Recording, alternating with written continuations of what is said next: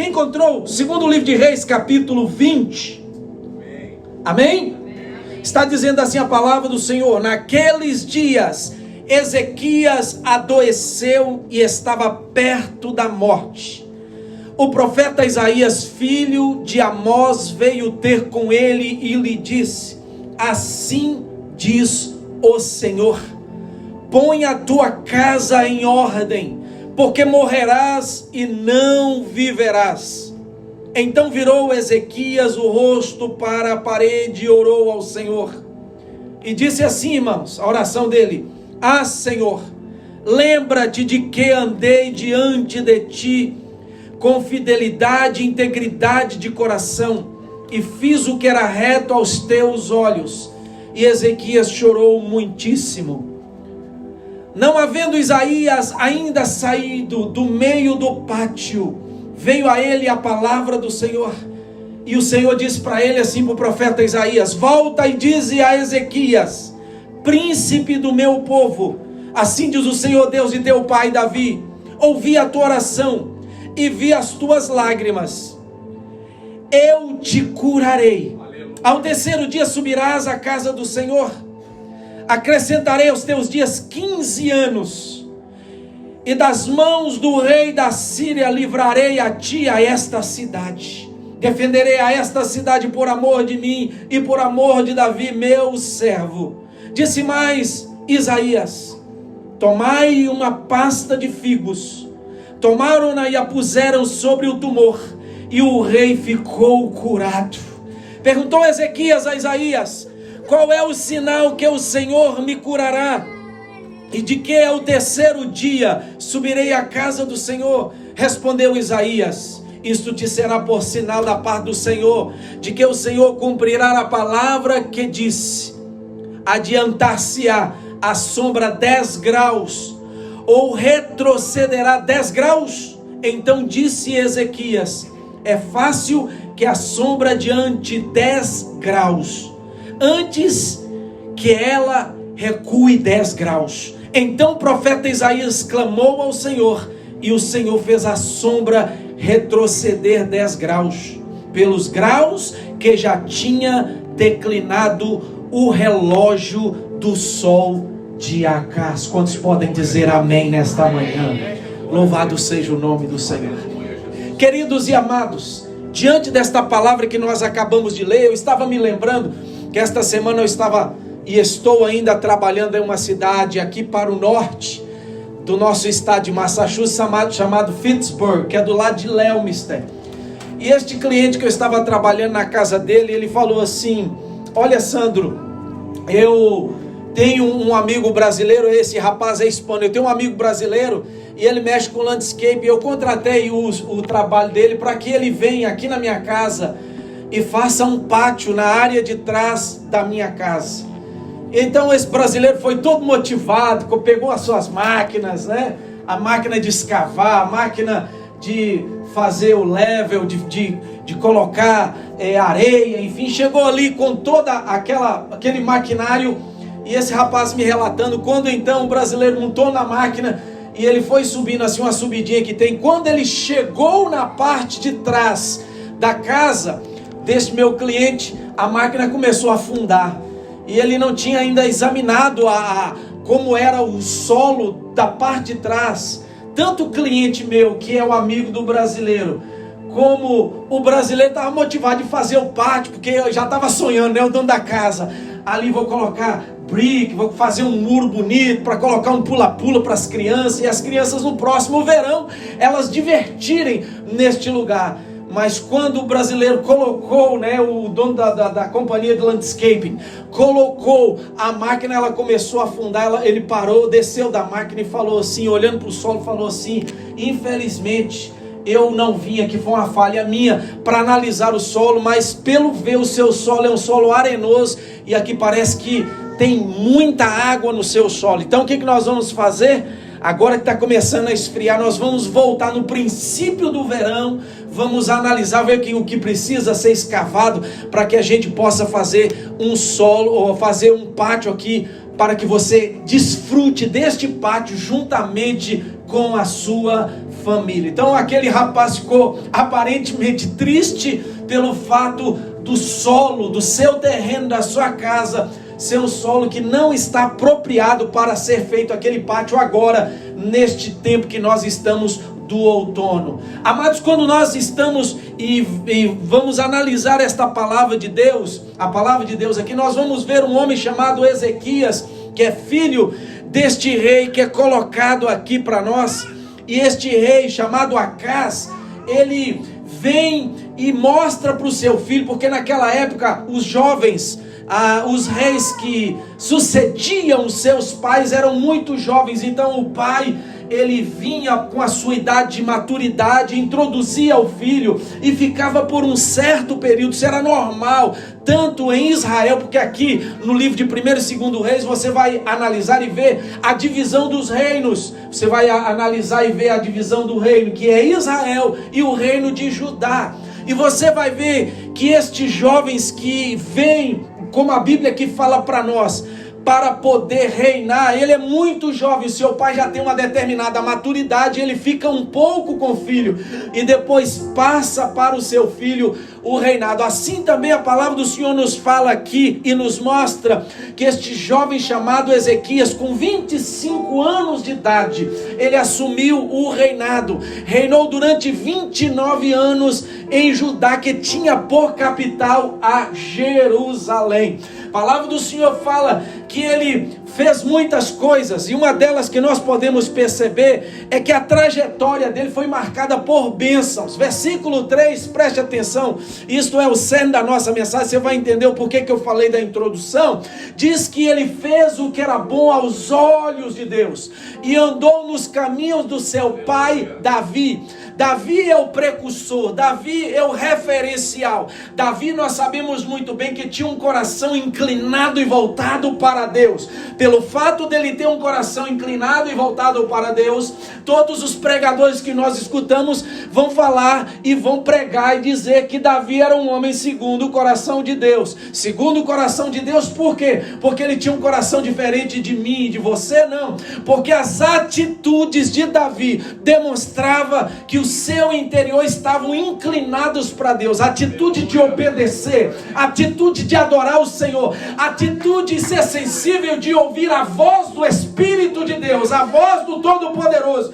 E esta voz, quando Davi ouvia, ele se inclinava para obedecer. Por isso que nós percebemos que a Bíblia vai nos mostrar e nos falar no Antigo Testamento que o centro das emoções eram os rins. Depois, lá no Novo Testamento, nos mostra que o centro das emoções é o coração. E o coração, é claro que dentro desse coração nós não tem sentimento, irmão. Sentimento do homem, a razão do homem está na mente. É usado como simbolismo para nós entendermos que a razão, ela processa as nossas ações.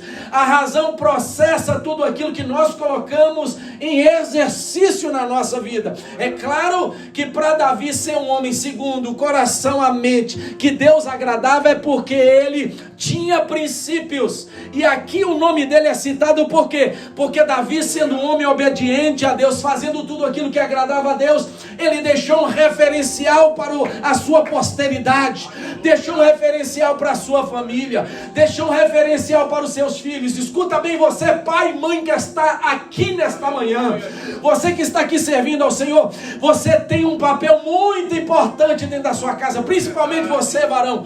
Qual é o papel? O papel, você que conhece a palavra, de ensinar os preceitos de Deus para os seus filhos, para a sua esposa, para a sua posteridade. Agora, a decisão deles, quando eles tornarem-se adultos, é eles que vão decidir. Eles não podem dizer: meu pai nunca me ensinou, a minha mãe nunca me ensinou. Por contrário, você que serve a Deus, é claro que se o filho, que se a filha for um filho e uma filha que não tem um pai e uma mãe cristã, alguma coisa ensinou para eles. Ensinou tanto o bom, como ensinou também o ruim. Isso vai ser determinante na vida dos filhos. E lá na frente eles não vão ter excuses com Deus, de dizer para Deus: olha Deus, eu estou aqui na porta do céu para entrar, mas foi a falta do meu pai. Deus vai dizer para eles que houve a revelação em tantas coisas que a terra nos mostra, que a criação nos mostra. E hoje, querido, nós temos a pregação da palavra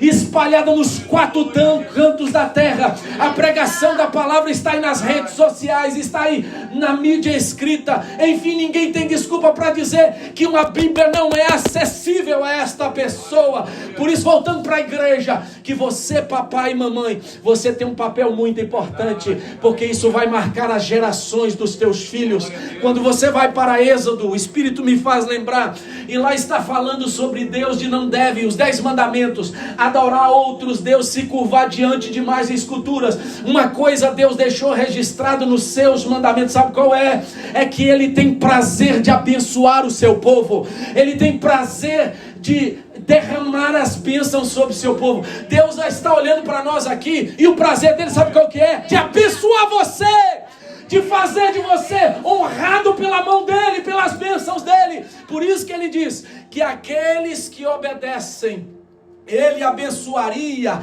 até 1000 gerações, mas quem não obedece até a 3ª e 4ª geração. Deus não tem prazer dos nossos filhos passarem desta geração, não conhecerem a Ele e prosseguirem multiplicando as suas gerações. Deus faz com que aqueles que não servem sejam barrados de prosseguir, porque a bênção está em obedecer a palavra do Senhor.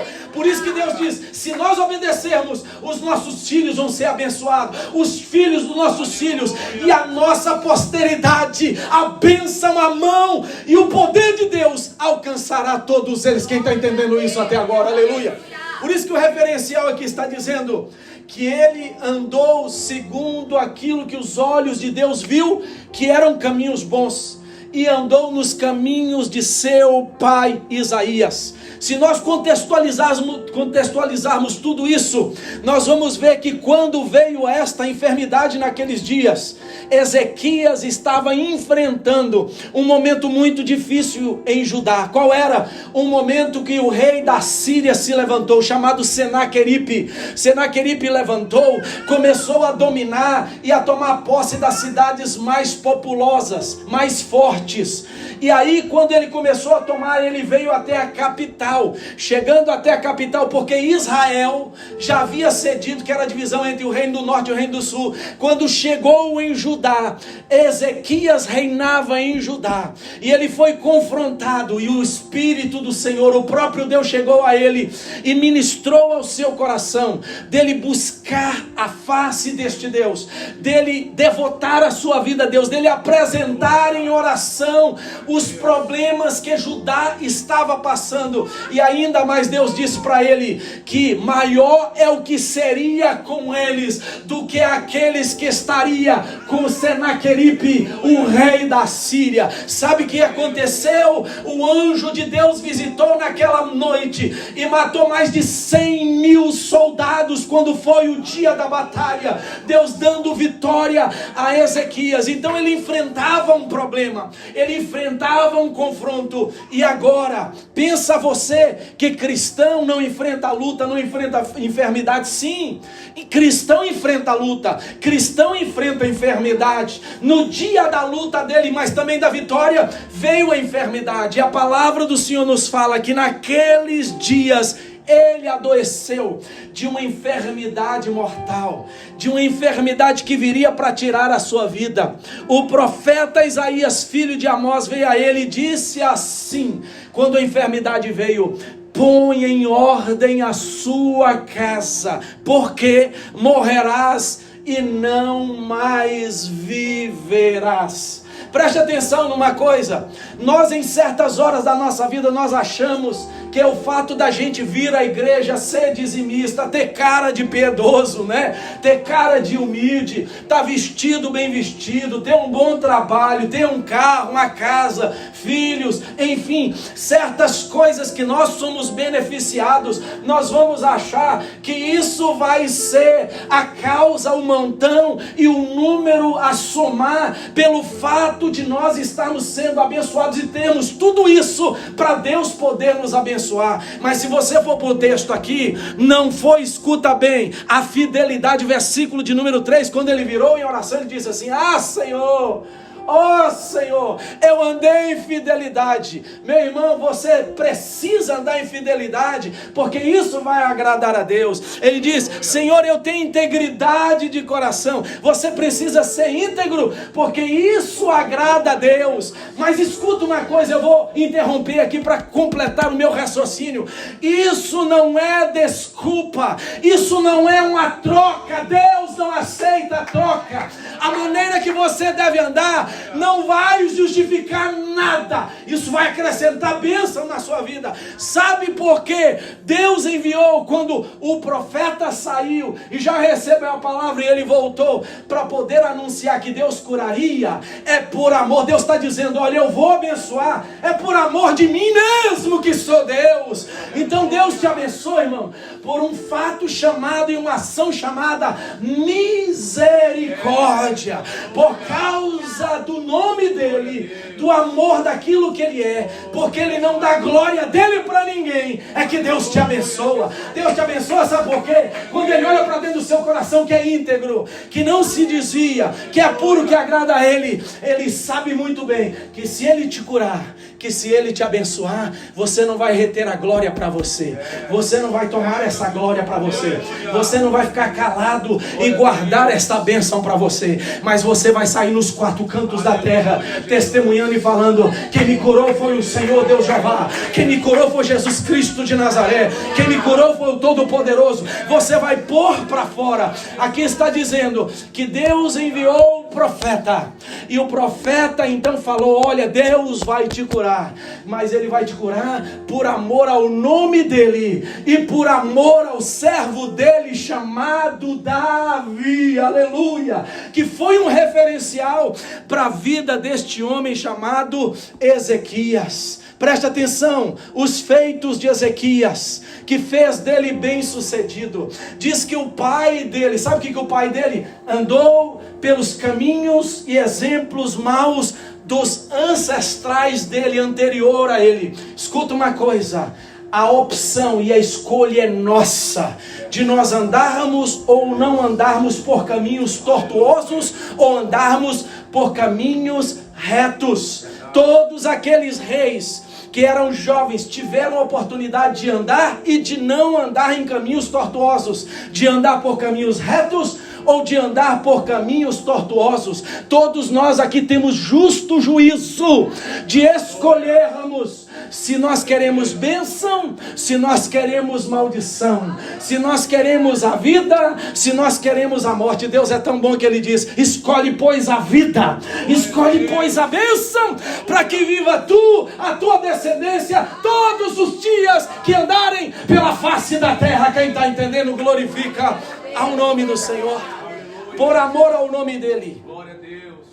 Andar em integridade é preciso da nossa vida, mas isso não é tudo para mover a mão poderosa de Deus. Deus não barganha a sua bênção e aquilo que ele tem na nossa vida. A trajetória então dele foi porque, primeiro, andou nos caminhos e aos olhos de Deus em retidão e integridade, nos caminhos que o pai dele, ancestral, chamado Davi, fez e traçou para que os seus posteriores andassem. Diz que ele realizou uma grande reforma religiosa. Sabe o que estava dentro do reinado de Judá? Templos que já eram para adorar, mas erigidos a outros deuses, postes ídolos, altares a outros deuses. Ele mandou quebrar tudo, ele mandou levantar novamente outros altares. E aí ele chegou para os levitas e sacerdotes que estavam desanimados, que não liam mais a palavra, que não viviam mais a palavra, que não apresentavam mais cerimoniais. E ele então deu ânimo para esses homens,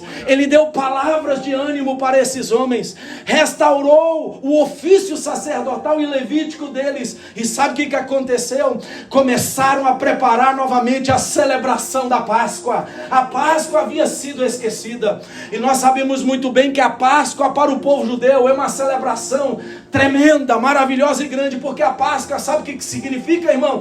O livramento de Deus para o seu povo, de tudo aquilo que o Egito fazia, que escravizava o povo. Então a Páscoa é passar por cima. O anjo da morte viria, mataria os primogênitos, que isso que aconteceu no Egito, tiraria os primogênitos do Egito, mas a casa dos israelitas seria coberta, porque foi passado nos umbrais o sangue do Cordeiro, e o anjo da morte não visitaria. Deus dando livramento para o seu povo. Depois disso, segundo a palavra, sabe o que aconteceu? A saída do povo do Egito indo para a terra prometida. Eles celebravam sempre, todos os anos, a Páscoa, lembrando: Deus nos libertou, Ele é o nosso libertador, Ele é o nosso Senhor. Sabe o que aconteceu mais na vida deste homem? Então ele reparou a casa que estava abandonada, os muros que estavam derrubados, tudo estava em desordem. Mandou reformar o templo, mandou reformar os muros, injetou ânimo no coração dos sacerdotes, dos levitas, mandou celebrar a Páscoa. E alegria, escuta bem, irmão, quando a presença de Deus está na vida do líder, quando a presença de Deus está no meio do povo, a espontaneidade de nós entregarmos a nossa adoração a Deus e tudo que nós usufruirmos ao Senhor, o nosso Deus. Segundo o texto lá em Crônicas está falando sobre isso, que a alegria, pastor e amados irmãos, daquele povo era tão grande, escuta bem, que aquele povo, quando colhia, eles retiravam dízimo, não dizimava mais, e eles traziam dízimo e muito mais. Foi preciso construir como se fossem celeiros ao lado do templo, e ali eram colocadas as ofertas de cereais, de tudo aquilo que o povo trazia. Era tanta abundância que naquela época pobre não existia no meio do povo de Israel, porque quando tinha alguém necessitado, ali estava o sustento da casa de Deus para abençoar o povo. Meu irmão, quando a presença de Deus há conosco, nós não retemos nada na nossa vida, nós sempre vamos abençoar a obra, alguém, porque há uma satisfação da nossa comunhão com a presença do nosso Deus. Enfim, o reino deste homem chamado Ezequias foi um reino de prosperidade, foi um reino de bênção, foi um reino que a presença de Deus foi. Mas infelizmente ele pecou. Nenhum homem na face da terra, exceto Jesus, que é Deus encarnado, que nunca pecou, que não se achou pecado nele, mas todos os outros, eu e você e todos os nossos antepassados, pecaram, pecamos e podemos pecar novamente. Ezequias pecou, e o pecado de Ezequias desagradou a Deus. Sabe qual foi? A palavra do Senhor nos mostra lá na 2 de Crônicas, capítulo 32, versículo 24 a 26, que Ezequias, quando viu toda aquela prosperidade, toda aquela bênção, ele olhou para dentro de si e ele teve o orgulho, ele se orgulhou do seu ser. Ele se orgulhou porque ele se achou um rei com êxito tremendo e maravilhoso. E por causa desse sucesso, desse orgulho, sabe o que aconteceu? Deus acendeu a ira contra Ezequias. E ainda ele fez mais, porque foi orgulhoso. Ele então quis fazer uma aliança com o rei, uma aliança com um homem chamado Merodach-Baladã, o rei da Síria. Merodach-Baladã, quando começou a vasculhar, começou a olhar o reinado de Ezequias, de tanta prosperidade, ele mandou anciãos, mandou servos até Ezequias com presentes. E por fato de chegar presentes até Ezequias então falou: olha, eu vou abrir o meu reino. Quer dizer, dentro do seu ser, não falar com alguém. Ele pensava: eu tenho êxito. O meu reino é um reino poderoso, próspero. Tudo está colocado de acordo com aquilo que eu planejei, que Deus me abençoou. Eu vou abrir o meu reino e vou mostrar para este homem, para amedrontá-lo, que eu sou muito mais poderoso do que ele. Quando então ele manda mensageiros, volta os mensageiros para Merodach-Baladã. Merodach-Baladã vem, e sabe o que acontece com Ezequias por causa causa do seu orgulho, ele abre as portas do seu reino, abre as portas do seu palácio. E sabe o que acontece, queridos? Aí está a ruína, porque ele mostra a sua intimidade. O rei Merodach-Baladã da Síria conhece tanto, escuta bem, o que é positivo na vida de Ezequias, como o que é negativo. Eu quero te dar uma palavra aqui, mas isso não tem a ver com a palavra, mas tem a ver com aquilo que o Espírito quer falar com você. Toma muito cuidado quem você confidencia os seus problemas. Toma muito cuidado, porque podem ser pessoas enviadas pelo diabo e vão entrar na sua vida demônios, vão entrar ataques satânicos, flechas inflamadas, e isto vai ser a ruína da sua vida. Aí sabe o que aconteceu? Levantou-se o profeta de Deus, voltou o profeta novamente e profetizou. O que você fez? Ele pensou, eu simplesmente, estou parafraseando, eu abri as portas do meu palácio para este rei, para mostrar a formosura, o poder, para mostrar a glória. E aí o profeta falou, foi aí que você caiu, porque você mostrou para o seu inimigo tanto as suas qualidades, tanto as suas fortalezas, como as suas fraquezas, como a falta de qualidade no seu reino. E aí ele falou, mas será, olha para você ver o orgulho do homem, irmãos, será que Deus, ou seja, ele está dizendo, olha, diante de tanto apogeu, diante de tanta sabedoria, de tanta glória, de tanta coisa boa que eu fiz, será que Deus ainda vai mandar juízo sobre mim? Isso é orgulho ou não é, irmão?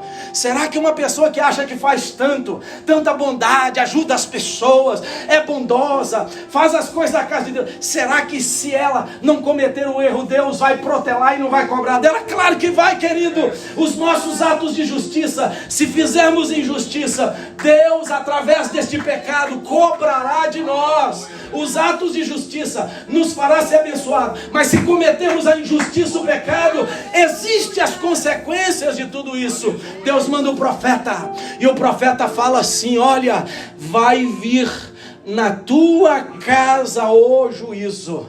E diz, irmãos, que quando Deus veio, lá no capítulo que eu falei de Crônicas, de número 32, lá está dizendo que veio esta enfermidade, mas o coração dele, 3 ou 4 versículos fala sobre isso, o coração dele se ensoberbeceu, o coração dele se orgulhou, ele se orgulhou, mas o bom dele é que ele se arrependeu do orgulho, da altivez do coração. Mas aí já estava feita a coisa errada. O juízo veio, não veio sobre ele porque ele se humilhou, pediu perdão. É isso que nós temos que fazer. Pecou, peça perdão, abandone o seu erro e deixa Deus operar maravilhas na sua vida. Pode vir as consequências como virão. Lá na frente as consequências veio sobre os seus posteriores descendentes. Mas aqui, relacionado a este texto, queridos, nós vamos perceber que Deus faz uma exortação e traz uma exortação. Sabe o que acontece com a gente? A gente gosta sempre de ouvir palavrinha boa, né? A gente gosta sempre de ouvir aquela profecia falando, meu servo, minha serva, ou alguém elogiando, ó, que mensagem maravilhosa, você cantou exorbitantemente maravilhoso, olha como está maravilhoso, né? Deus te usou. A gente gosta de ouvir coisa boa. Olha como é que está ou o seu vestido, ou o seu terno, ou o seu carro, a sua casa. A gente gosta de elogio. Mas quando Deus vem e Ele nos exorta, não é porque Deus quer nos ver na sarjeta, não, irmãos. Não é porque Deus quer nos ver na prisão. Não é porque Deus quer nos ver debaixo do pé de Satanás, não. É porque Deus nos ama. Ele quer corrigir algo na nossa vida que talvez aos nossos olhos humanos não estão enxergando. A palavra do Senhor aqui foi incisiva para ele, e a palavra é: põe em ordem a sua casa. Põe em ordem a sua casa. Põe em ordem aquilo que na sua casa não está correto, não está bom. Põe em ordem a casa. É o imperativo de Deus para nós, é o tema desta manhã. É hora de pôr em ordem alguma coisa na nossa vida, na nossa casa, no nosso casamento, nos nossos filhos, na nossa família, lá na sua casa. Você homem, você mulher, você esposo, você esposa, vocês filhos, é hora de ser colocado em ordem alguma coisa, que aos olhos de Deus ninguém esconde o que está passando dentro da nossa casa. É hora de pôr em ordem a nossa casa. Primeiro, na vida deste homem e na nossa análise nesta manhã, no sentido familiar. Versículo 3 está dizendo assim para nós, né? Nesse texto não, versículo 3, deixa eu olhar aqui. Seu versículo 3, não, é o versículo 3 do capítulo 18. Lembrei, está dizendo assim: fez o que era reto aos olhos do Senhor, conforme tudo que Davi, seu pai, fizera. Davi é o ancestral, é o descendente. Davi trouxe a descendência.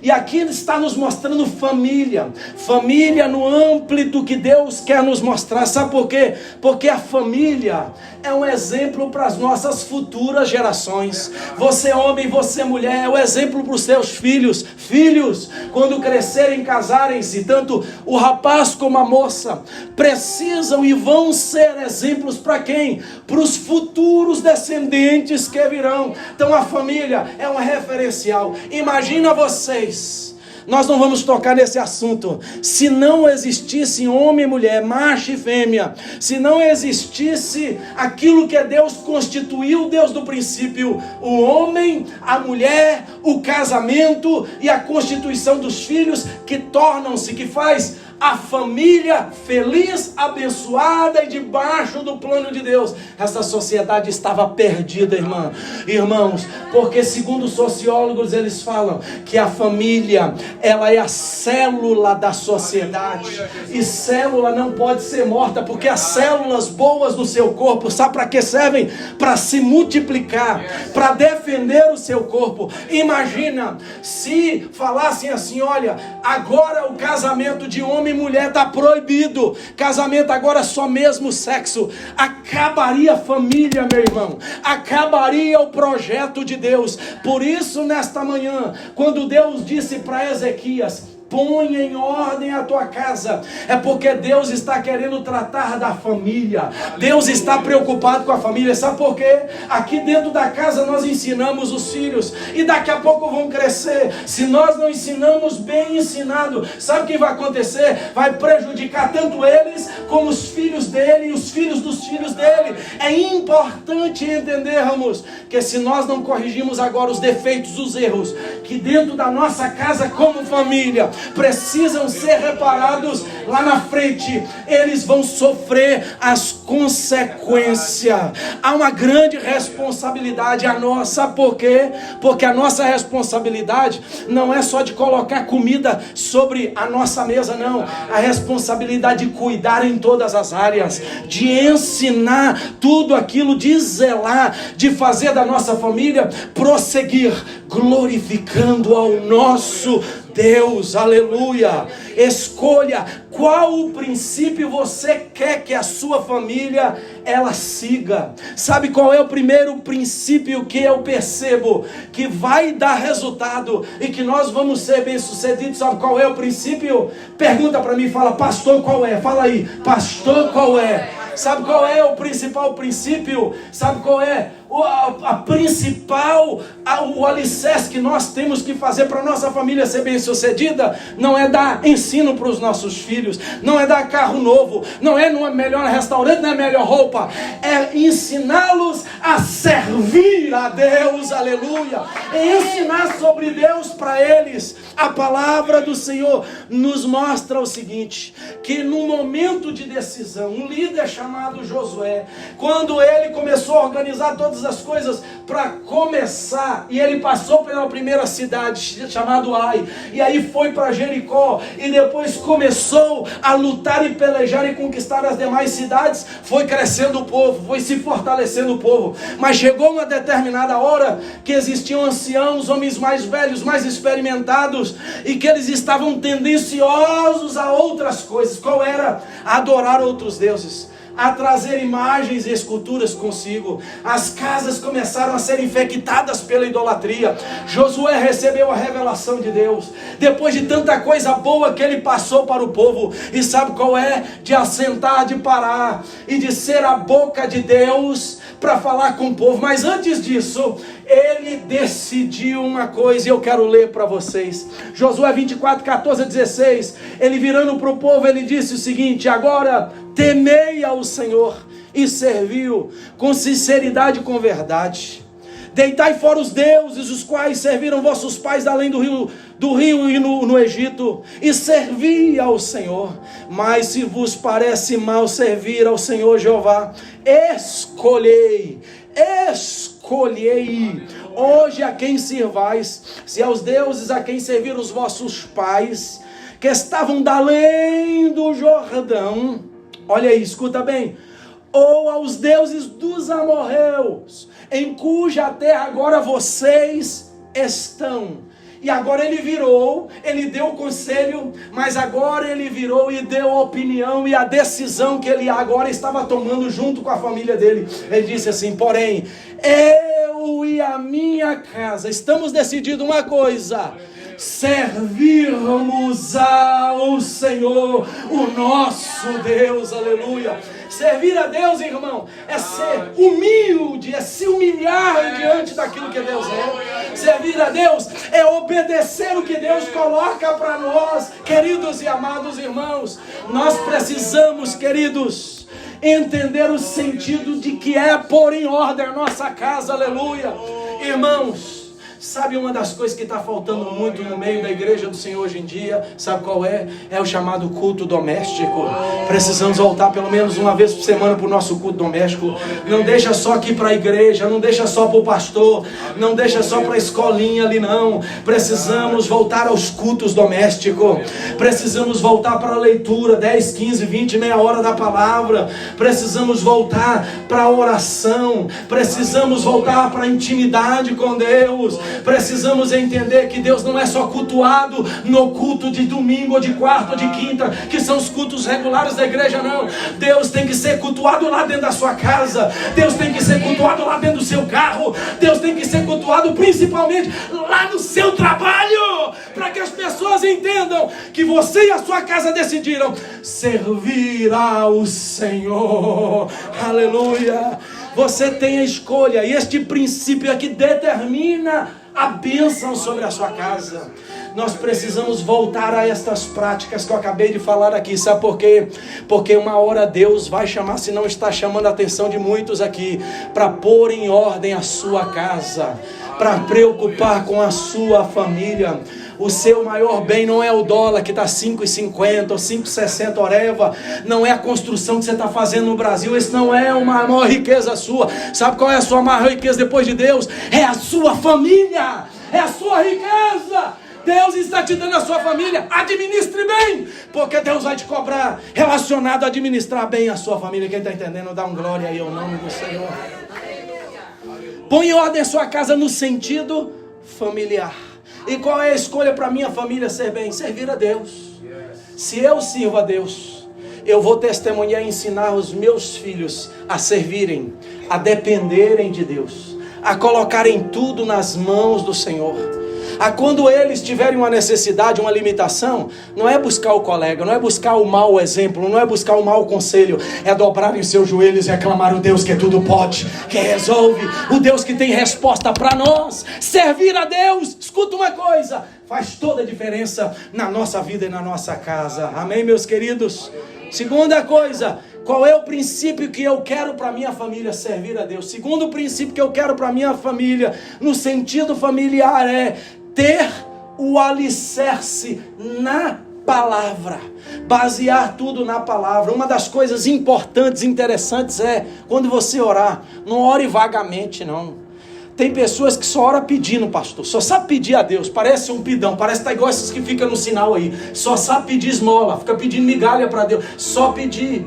Mas não entende o que é a palavra. A palavra, você vê quando o salmista começa nestas expressões dos salmos, que são hinos, que são em orações. Ele começa exaltando a grandeza de Deus. Escuta uma coisa. Se você começar a sua oração engrandecendo a Deus, dando glória a Ele, dando louvor a Ele, mostrando e magnificando os feitos dele, mas segundo, sabe o que é a palavra? Porque tem que ler e conhecer a palavra.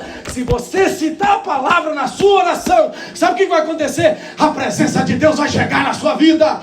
Você vai invocar e vir a presença de Deus e vai estar dialogando com você e presente na sua vida. Você precisa ter a palavra, até para orar a palavra. Salmo 1, versículo 1 e versículo 2, o que está dizendo? Que feliz, realizado, porque a palavra bem-aventurado é isso, realização, realizado, feliz o homem que não anda segundo o conselho dos ímpios, nem se detém no caminho de quem? Dos pecadores, nem se assenta na roda dos escarnecedores.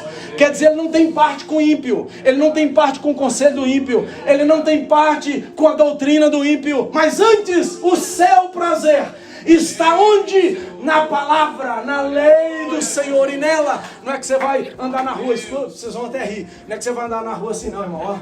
Igual coloca a viseira aí com medo do Covid. Você não vai andar com a Bíblia assim não é isso que você vai andar. Mas esta palavra, porque você leu, meditou e guardou no coração, ela vai estar dentro de você. E na sua lei, medita de dia e de noite. Tem gente, escuta uma coisa aqui, que quando terminar o culto, e aí tem a social aí, qual foi o texto que o pastor pregou? Sei lá. Pastor pregou lá no capítulo 20 de Apocalipse, misericórdia. Pastor pregou no capítulo 20 de Gênesis, mas nunca chega no de Reis, né? Mas andou pela Bíblia inteira e esqueceu. Por quê? Porque não meditou, não prestou atenção. Irmãos, desculpa, não é porque vocês são vacas e bois, não. Escuta uma coisa, há uma coisa interessante nos bois, nas vacas. Eles comem e por causa do estômago, depois eles ruminam, voltam, e eles ficam ali mastigando. Imagina qual deve ser o sabor para eles, porque se está comendo a mesma coisa que comeu é porque é boa, né? Assim é o crente, pode até ser amargo, mas depois Deus produz este amargor, porque curou. Você sabe que a comida amarga, ela não é boa não, mas ela cura o fígado, não é? Ela cura uma coisa ruim dentro de nós, mas depois, quando volta para nossa mente, para nossa boca, é como mel. Assim a palavra é mel para nós, meu irmão. Ela pode até ser amarga, ela pode até ser o metiolate. Quem lembra do metiolate aí? Eita coisa ruim, a ralada, ô pastor Zé Carlos, o paralelepípedo, pá, o dedão foi embora, meu Deus, e agora? Só lembrar do metiolate, meu Deus, vai arder demais. Aquele médico, será que vai ser o branco? Será que vai ser o vermelho? Meu Deus, o que minha mãe vai passar? Podia passar uma pomadinha. Chegava lá, tava o vidrão de metiolate. Pá! Meu Deus, que dor! Mas daqui a pouco, metiolate, o que ele serve? Matar as bactérias, mandar embora a coisa ruim. E daqui a pouco começava a cicatrizar, curava. E depois estavam os meninão lá, tudo sem calçado, né pastor? Sandalinha havaiana, tudo arrebentadinha, jogando futebol de novo. Lá naquelas ruas lá de Governador Valadares, lá no bairro Santa Helena. Misericórdia! Tem misericórdia de nós. Eu lá no Santa Rita, tem misericórdia de nós, né? Mas o que acontece com o amargo, com o doloroso? Se é remédio de Deus, aqui está o remédio, igreja! Aqui está o remédio. Se é o remédio de Deus, pode ser até o amargoso. Quem gosta de Giló e misericórdia, pode ser até o amargoso, mas daqui a pouco vai virar um mel. Louvado seja Deus. É mel. A carne não gosta, meu irmão, meus irmãos. A sua e a minha, eu estou falando até minha, abrir meu coração, não precisa esconder isso. A carne não gosta de Bíblia. Meu irmão, minha irmã, ô irmã, você que está tomando remédio para dormir aí, para! Começa a ler a Bíblia que você vai dormir, rapidinho. Glória a Deus. Não é fácil ler a palavra, mas aqui está dizendo que a palavra instrui a nós e a nossa família não andar no conselho dos ímpios, não assentar na roda da bebida, não pressionar a droga, a marihuana, a maconha para ser fumada, não tem prazer na cerveja, no uísque, na noitada, na música mundana, não tem prazer no conselho do ímpio, mas ela nos faz voltar para o conselho divino, e o conselho divino escancar a porta da bênção, escancar a porta do céu, e é neste céu que Deus já preparou, que está uma porta fechada, mas vai se abrir para nós, é que você vai entrar por causa do poder convertedor da palavra. Aplauda o Senhor nesta manhã. Aleluia. O que nos faz ser famílias abençoadas é alicerçarmos eles, os filhos, a esposa e nós mesmos no poder da palavra. Salmo 119 é um hino, é o maior capítulo da Bíblia, é o maior texto da Bíblia. Você se perde no centro e lá vai pedrinha de versículos, mas todo versículo é um ensinamento a voltarmos para o amor, para o ensino, para a obediência da palavra de Deus. Salmo 119, versículo 11 está dizendo assim: eu escondi o conselho do ímpio no meu coração. Não, eu escondi a tua palavra no meu coração, para não pecar contra ti. O que nos faz não pecar contra Deus é o poder que tem neste livro, nesta palavra, que não é só um livro de folhas, mas é o poder de Deus para nos transformar. Valeu tua glória, aleluia. Escuta bem, olha o conselho quando Paulo escreve a Timóteo, e o conselho que Paulo escreve a Timóteo, reafirmando que este Timóteo era tão abençoado. Sabe por quê? 2 pontos. Ele diz assim, 2 Timóteo 1, 4 e 5, ele fala assim, ele diz assim: lembrando-me das tuas lágrimas, desejo muito ver-te para encher de gozo, trazendo à memória, escuta isso, a fé não fingida, Timóteo, que você tem, que há em ti, a qual habitou primeiro em a tua avó Loide, e depois em tua mãe, e estou certo que esta mesma fé que habitou em Loide, que habitou em tua mãe, está também em você. Por que estava em Timóteo? Porque Loide é como o quê?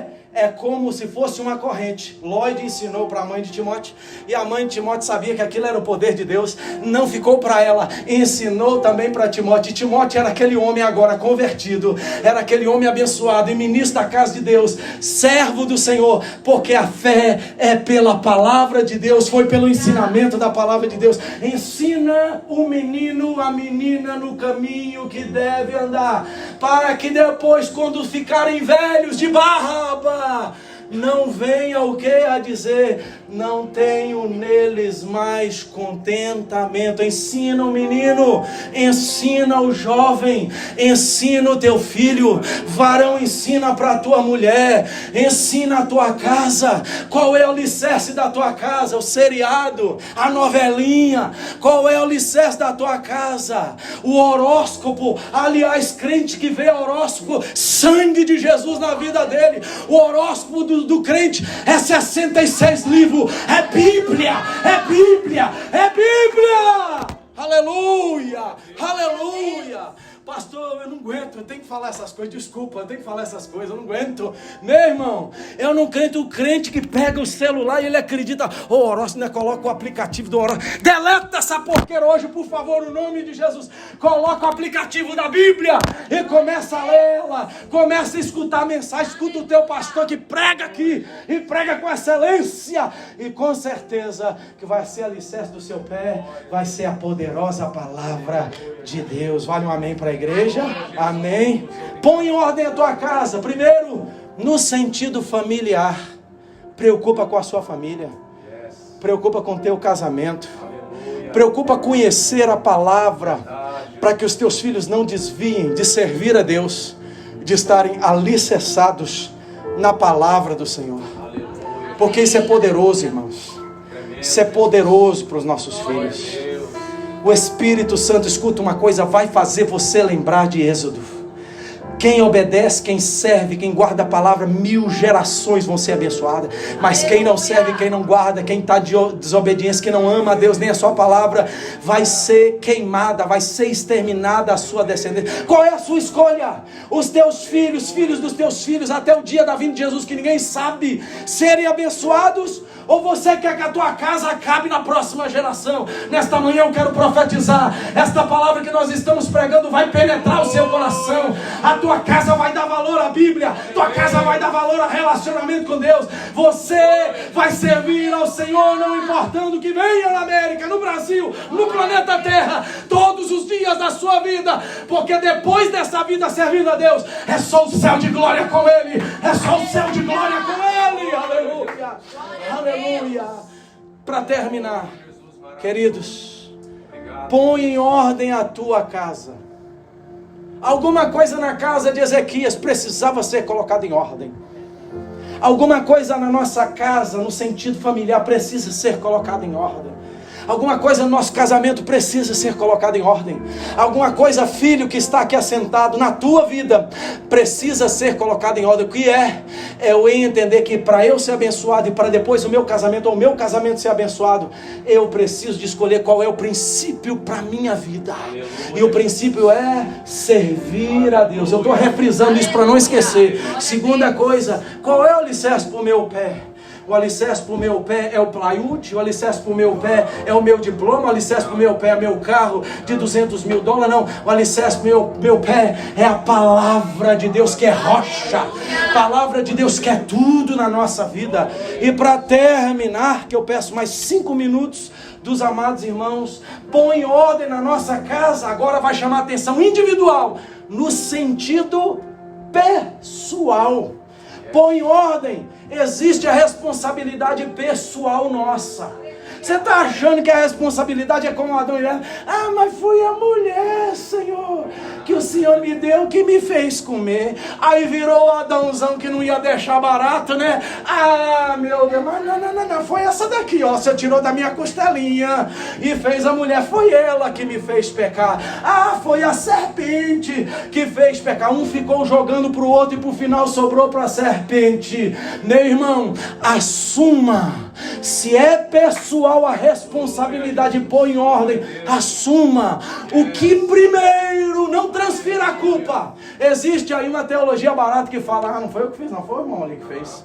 Não transfira a culpa. Assuma que alguma coisa no teu casamento que está a ponto, escuta isso, está a ponto de quebrar, está a ponto de ruir, está a ponto de acabar, é sua também. Tem pessoa que vem, né, confidenciar com a gente. Estou dando um exemplo, já vou fechar aqui. Tem pessoa que vem confidenciar com a gente, pastor Zé Carlos, eu sei que você é muito mais, né, que você está pastoreando 2 igrejas, e aguenta aí, viu, varão? Aguenta aí, viu? Negócio não é brincadeira. Tem pessoa que vem confidenciar, e aí só conta a parte dela, né? Ah, mas é o meu marido, a minha esposa, aí conta e fala. Você acha, meu irmão, estamos falando de família aqui, não é encontro de casal, mas presta atenção numa coisa.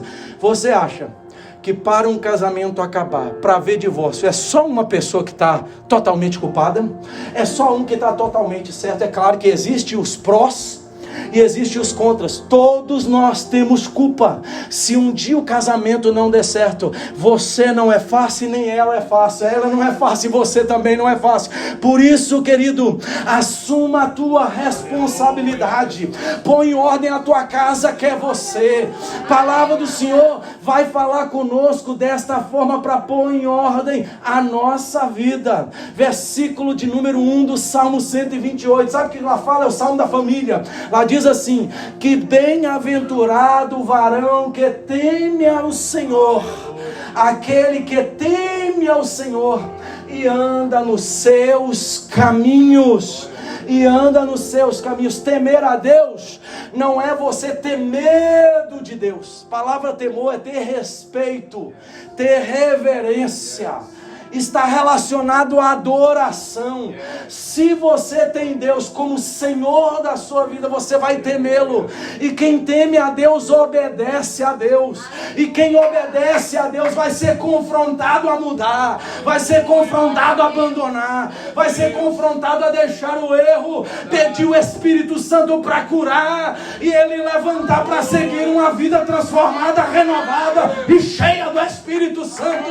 Aliás, escuta uma coisa aqui. Essa igreja é pentecostal, eu sou pentecostal e creio que a Bíblia é pentecostal. Quem crê que a Bíblia é pentecostal, diga amém. Mas tem uma coisa, tem uma grande diferença aí entre falar em mistério, profetizar, deixar os dons espirituais se manifestar na nossa vida e produzir fruto. Verdade. Porque, meu irmão, você pode ser o maior pentecostal aqui da igreja, né, pastor? O maior reteté, o maior canela, que faz mais barulho. Mas se você lá na sua casa espanca os teus filhos, fala palavrão, é rude, não tem paciência com as pessoas lá de fora, briga no trânsito, eu quero te dizer uma coisa, não adiantou nada falar em mistério aqui na igreja, profetizar, porque os dons espirituais, eles não são e não é o fruto do Espírito. Fruto do Espírito não é falar em mistério, fruto do Espírito é amor, fruto do Espírito é perdão, é mansidão, é temperança, é domínio próprio. Fruto do Espírito é você controlar esse jeitão e deixar o Espírito Santo transformar a sua vida. Por isso, quando o Senhor está dizendo para ele, põe em ordem a tua casa, por quê? Porque é no sentido pessoal, põe em ordem a vida dele, porque se a vida de Ezequias estiver em ordem, estiver produzindo fruto, com certeza os filhos vão ser abençoados, vão ver a diferença, e eles vão querer ser igual o pai, porque o pai está cheio de Deus, está cheio do Espírito, está produzindo fruto, e eles também querem ser igual o pai. Vale um amém da igreja, estão entendendo?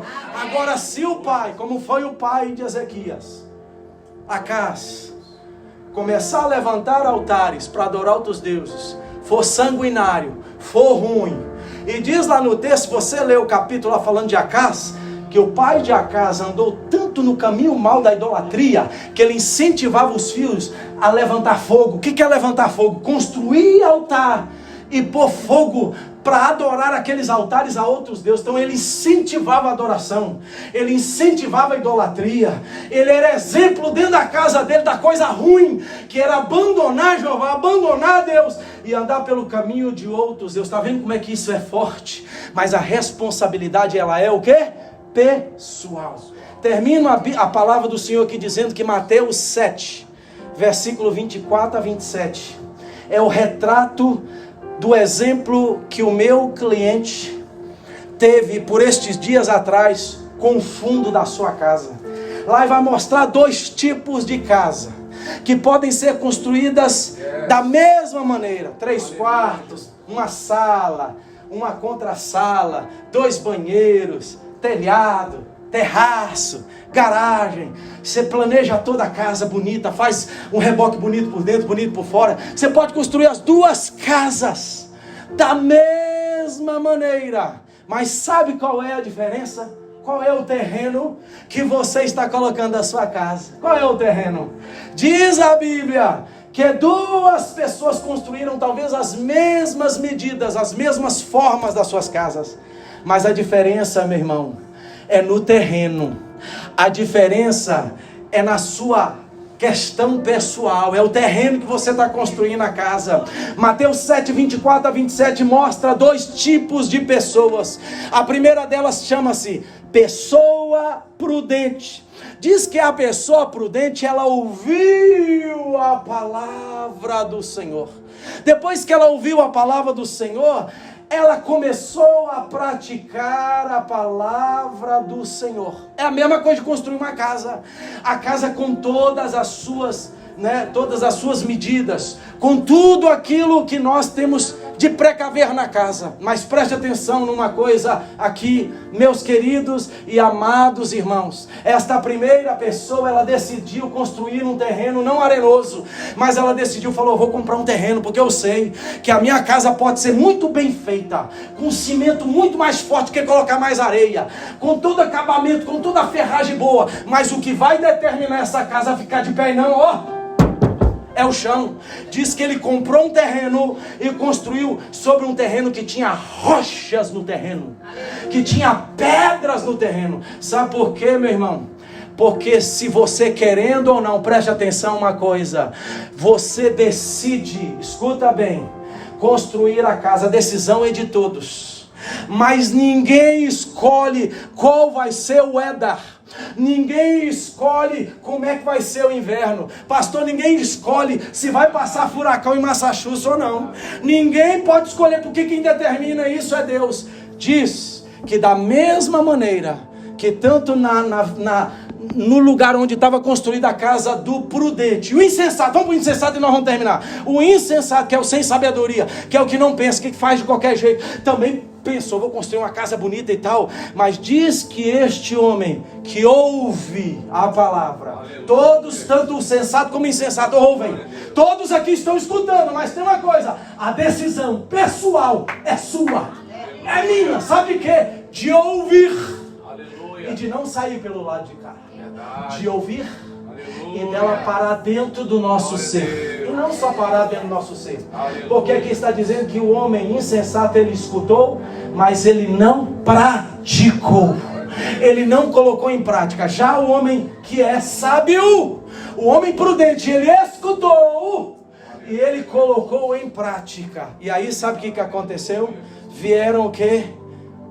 Vieram as tempestades, vieram os ventos fortes, vieram os rios e transbordaram.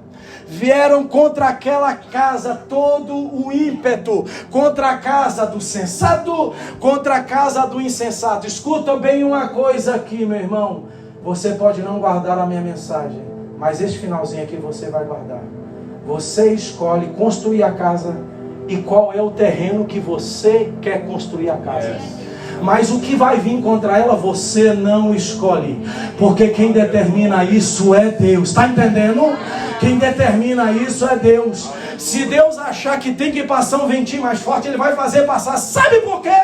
Porque quem conhece o alicerce da sua casa é você e é Deus. Seja sábio, Deus te dá um ouro aqui. Seja sábio, meu irmão. Escute a palavra, deixa ela descer dentro de você e faça com que ela cumpra na sua vida. Porque lá naquele dia mal, sabe o que vai acontecer? Vai ser a determinação. Aleluia. Vai ser o ponto que vai diferenciar, sabe o que? Aleluia. Se a tua casa vai cair, verdade, ou se ela vai ficar de pé. Aleluia. O texto fala que a casa do homem insensato veio tudo isso que eu falei: maremoto, terremoto, vento, rios transbordaram, passou o furacão mais perigoso. Sabe o que aconteceu? Caiu. Por quê? Lembrando lá do meu cliente, tem areia debaixo da casa. Mas o sensato sábio falou: não, eu tenho que comprar um terreno. A minha casa tem toda a fortificação, mas o que vale é o meu terreno. Escuta e coloca em prática. E tem pedra aqui debaixo, tem solo bem pedregoso aqui debaixo. Pode vir o que vier. Se tiver palavra, meu irmão, a tua casa jamais cai. Se tiver palavra, o teu casamento jamais vai entrar em divórcio. Se tiver palavra, a charabada canta na marraia, o teu filho, você filho, jamais vai desviar da palavra. Jovem, jovem, você é adolescente, criança, jovem, você criancinha, pede a mamãe para ler a Bíblia para você. Você jovem, comece a ler a palavra. Você adulto, comece a ler a palavra. Aqui está toda a diferença. Aqui está toda a diferença. A responsabilidade de pôr em ordem pessoal. Não passe para ninguém. Não passe para ninguém. Guarde para você. Toma hoje a tua decisão de servir você, o seu casamento, os seus filhos, todos os dias ao Senhor Deus Todo-Poderoso. E eu quero te dizer uma coisa: a tua casa edificada na rocha jamais vai cair, jamais vai cair, jamais vai cair. Fica de pé, levanta a sua mão direita para o céu. Vamos fazer uma oração entregando a nossa casa agora na mão do Senhor. Entrega a tua vida hoje ao Senhor. Você que está aqui, não espera 2020 para tornar-se membro, para receber Jesus como alicerce da sua casa. Se você ainda não batizou, procura hoje mesmo um pastor e fala: pastor, eu quero Jesus como alicerce da minha casa, porque diz que Ele é a rocha principal de esquina, Ele é a pedra debaixo da tua casa. Se a tua casa não estiver em Jesus, que é pedra, que é rocha, a tua casa vai cair. Mas se estiver em Jesus, jamais a tua vida vai cair, porque Deus vai ser o alicerce e é o alicerce da sua casa. Vamos orar, Pai, em nome de Jesus. Obrigado nesta manhã, meu Deus, em nome de Jesus. Eu quero te agradecer, meu Deus. Ora comigo nesta hora. Quero te agradecer, meu Deus, porque esta palavra maravilhosa chamou a atenção de Ezequias, que foi orgulhoso, mas eu te agradeço que ele reconheceu que o orgulho dele não levaria ele a lugar nenhum, se arrependeu, mas as consequências vieram.